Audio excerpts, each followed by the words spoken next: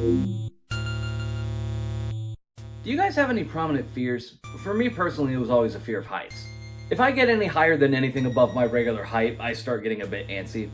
Roller coasters and other fair rides were a big no-no for me when I was growing up, and while I'm a bit more mellowed out with that fear ever since I flew on a plane for the first time, I still get shaken whenever I go up a ladder or something like that. But if there's one fear I believe that everyone shares, no matter your background, is the fear of the unknown. There are plenty of games that feed into that fear and use it brilliantly to their advantage. Games like Resident Evil and Silent Hill are masters of their craft in the genre. But if there's one franchise I think stands with the rest in that, it's the Metroid series. The long-running series featuring the lone bounty hunter Samus Aran as she traverses the galaxy to thwart the looming threat of the space pirates has given me the most tense moments in my gaming history. I believe the series plays perfectly into that fear of the unknown because most of the time, you never know what's going to be through that next door, or if it's out to get you. For this marathon, I'm going to be focusing on the mainline titles, so that includes the original Metroid, Metroid 2, Return of Samus, Super Metroid, Metroid Fusion, Metroid Zero Mission, Metroid Other M, and Metroid Dread. If you're wondering if I'll be taking a look at AM2R and Samus Returns, stay tuned for the next video. I will be saving the Prime series for a later revisit, as I didn't want to put so much of the franchise on my plate for this marathon. Alright then, let's start from the top. Welcome, ladies and gentlemen, to the beginning of the Metroid Marathon.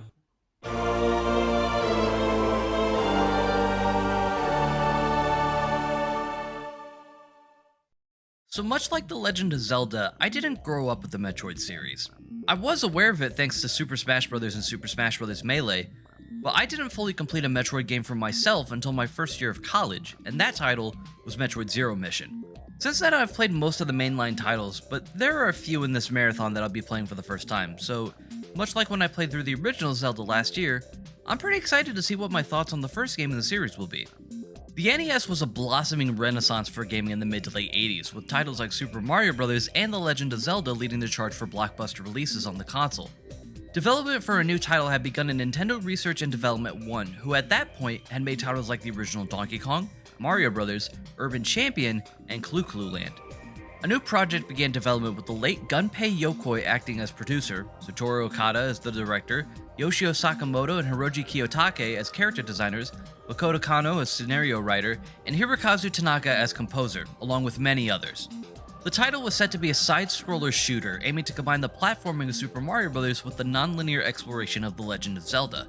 The title of Metroid is a portmanteau of Metro, in this case being related to rapid transit, and Android, alluding to both the underground setting for the game and the robot-like appearance of the game's protagonist. Yoshio Sakamoto cites the 1979 film Alien as a huge inspiration for the game, and the development team was heavily inspired by H.R. Geiger's creature designs from the movie. In recognition of the inspiration, one of the game's enemies and Samus's arch-nemesis was named Ridley, after the director of Alien, that being Ridley Scott. The original Metroid was released in 1986 for the Famicom Disk System, and in 1987 for the Nintendo Entertainment System. So if the development team's mission was to make a combination of Mario and Zelda, did they manage to accomplish it? Well, let's take a look at that story first. In the year 2000 of the cosmic calendar, leaders of various planets gathered together to form a congress that would become the Galactic Federation, the goal being to create a fair and structured universe for the betterment of society, eventually leading to various leaps in technology, thanks to many cultures interacting with each other.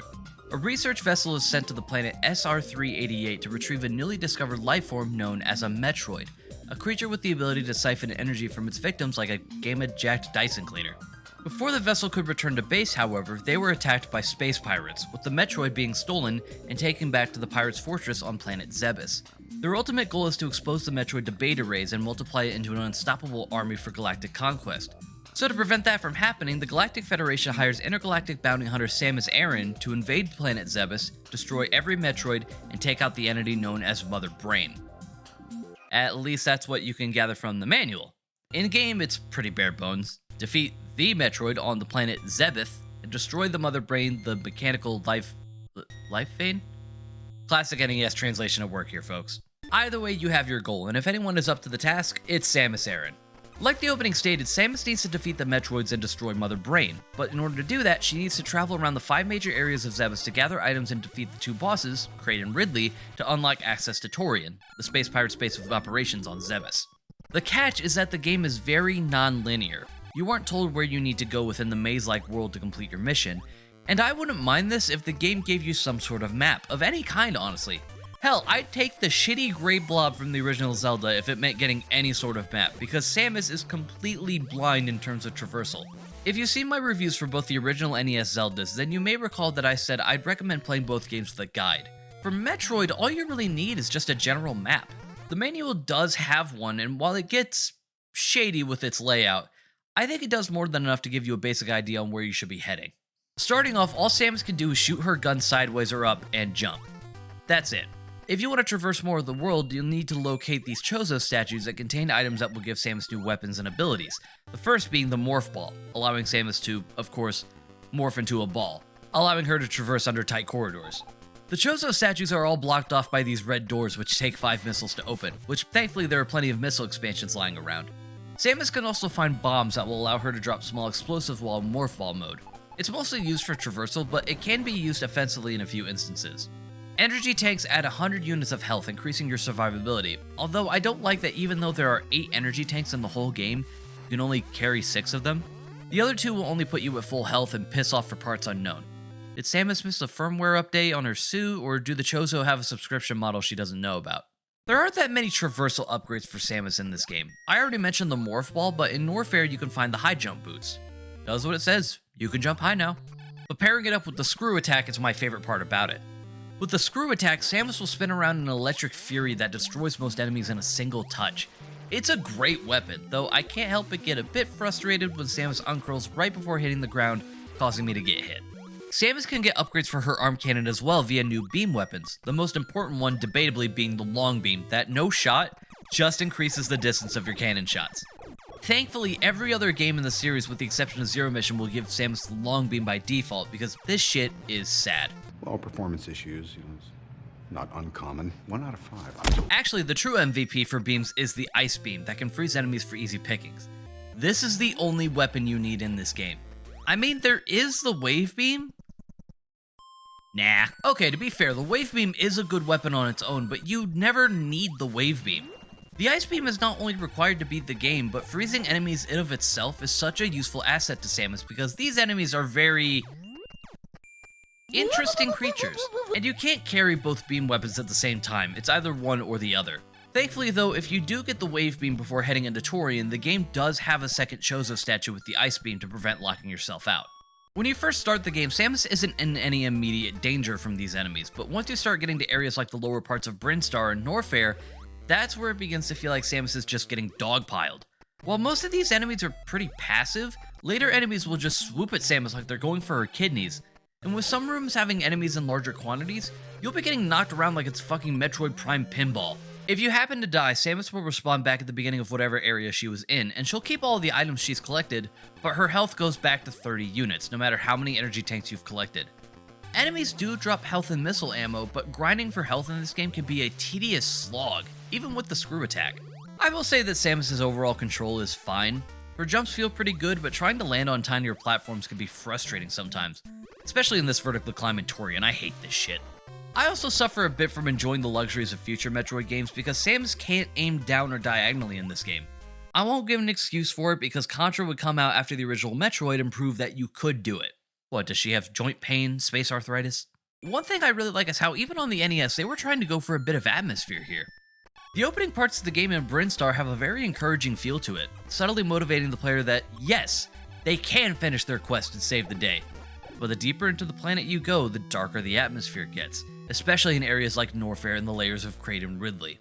Helping this feeling is this game's soundtrack. It can be pretty repetitive at points, especially for Norfair and Ridley's lair, but I think it really drives home the creepier and unknowing feeling you get when you're going down these corridors. At least that's what I would say if most of these rooms didn't look the fucking same. Good God, if there's one thing the original Metroid is guilty of, it's copy and paste level design. So many rooms in so many of the game's hallways are structured either very similarly to each other, or the exact same down to the pixel. I think Norfair is probably the most guilty about it, but Brinstar and Ridley's lair aren't off scot-free either. If you go for pretty much the bare minimum in terms of items, you can beat this game in about 2 hours. Around 3-ish if you do go for everything. I will say though, going for every item makes the middle part of the game incredibly boring. Nothing noteworthy is happening when you're going for items in Norfair, and it can be a bit of a slog to get through at times. For an NES game, I think the presentation is pretty good. It has a nice color palette, and I think for the most part, the sprite work is really well done. I don't know what is going on with Ridley though, the poor fuck. And Samus is rocking a hell of a noggin. This running animation fucks me up though. I know that to some it looks like sort of a chicken walk, but whenever I see this animation, it looks like she's trying to pedal an invisible bicycle. I touched on the music earlier, but to reiterate, I think the soundtrack is good overall. I adore the Brinstar theme especially, and the theme in Kraid's Lair is damn good for a composition on the NES. Like I previously mentioned, you need to defeat both Kraid and Ridley to access Torian. The manual lists Kraid as the boss to go for first, but I'd honestly go after Ridley first. Sure, his lair is a bit trickier to go through, but Ridley himself is sort of a pushover. Just freeze his fireballs and blow him to Kingdom Come. That's it. Kraid is more challenging because the projectiles he shoots out from his body also act like a sort of armor for him, so the chances to shoot at him with missiles is much less frequent than for Ridley. Either way, whenever you defeat a boss, you get an additional 75 missiles added to your total, so if you go after Ridley first, then you have more missiles you can afford to whiff shots with against Kraid. Once both Kraid and Ridley are down, you can get access to Torian, which features the most dangerous enemy of all of Metroid, the Rinkas.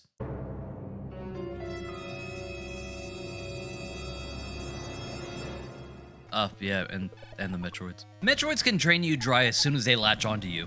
These bastards are the sole reason you need the Ice Beam to finish the game. Without it, killing Metroids is impossible.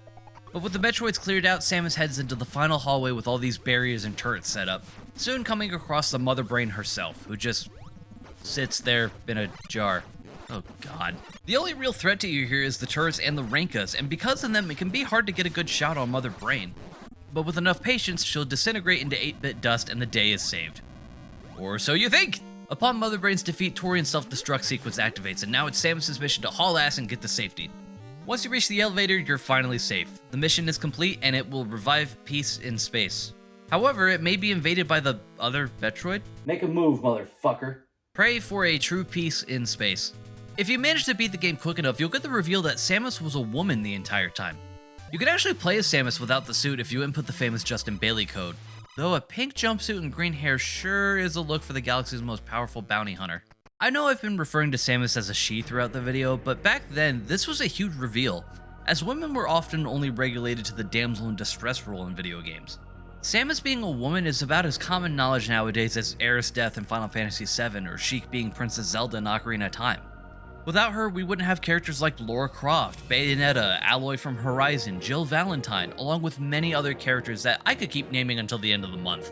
While this isn't the game that made me a fan of hers, I love Samus Aran. She's one of my favorite protagonists in any video game.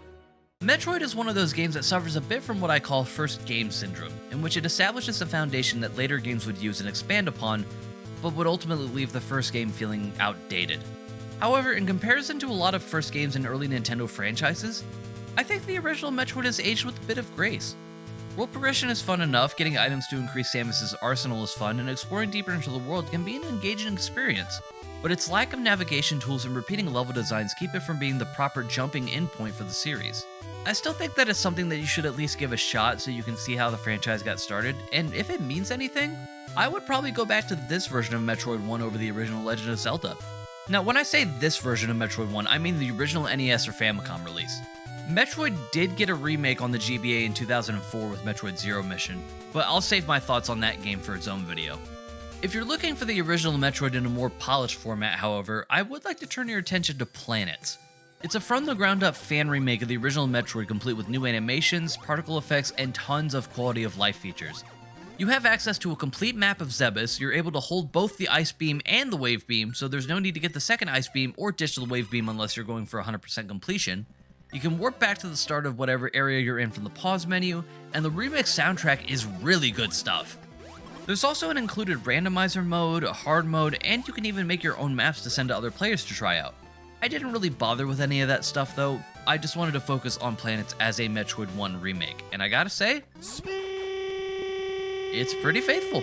While the sales numbers didn't compare to something like Mario or Zelda, it was still considered a success back then, selling 2.73 million copies worldwide.